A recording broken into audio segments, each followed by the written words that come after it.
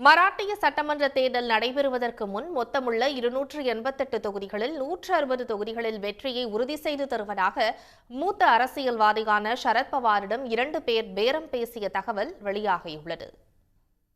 நாக்பூரில் செய்தியாளர்களிடம் பேசிய மராட்டிய முன்னாள் முதல்வரான சரத்பவார், காங்கிரஸ், தாக்கரே, சிவசேனா மற்றும் பவார் என்சிபி கூட்டணி 160 தொகுதிகளில் வெற்றி பெறுவதை உறுதி செய்வதாக தம்மிடம் 2 பேர் அணுகி கூறியதை கேட்டு ஆச்சரியம் அடைந்ததாக தெரிவித்துள்ளார்.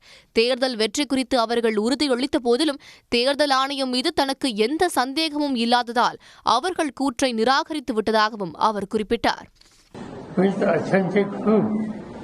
वो हम नजर नहीं कर सकते, इसके पीछे से जाना पड़ेगा। सच्चाई क्या है उन लोगों को सामने लानी चाहिए। हम जो कहते हैं इसमें सच्चाई नहीं हो तो वो साफ होना चाहिए, क्योंकि इलेक्शन कमीशन एक इम्पोर्टेंट इंस्टीट्यूशन है.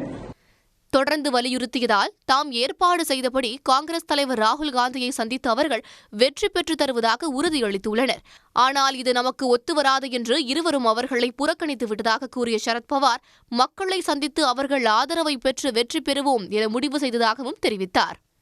தேர்தல் முறைகேடுகளை ஆதாரங்களுடன் அம்பலப்படுத்தியதற்காக ராகுல் காந்தியை பாராட்டிய அவர், இதை தேர்தல் ஆணையம் முறையாக விசாரித்து நடவடிக்கை எடுக்க வேண்டும் என்றார். அதே சமயம் இதை விசாரிப்பதற்கு பதில் அவரிடம் தனியாக கையெழுத்திட்டு தேர்தல் ஆணையம் பிரமாண பத்திரம் கேட்பதாகவும் சரத்பவார் குற்றஞ்சாட்டினார். உடனுக்குடன் செய்திகளை தெரிந்து கொள்ள சன் நியூஸ் பெல் ஐகானை கிளிக் பண்ணுங்க.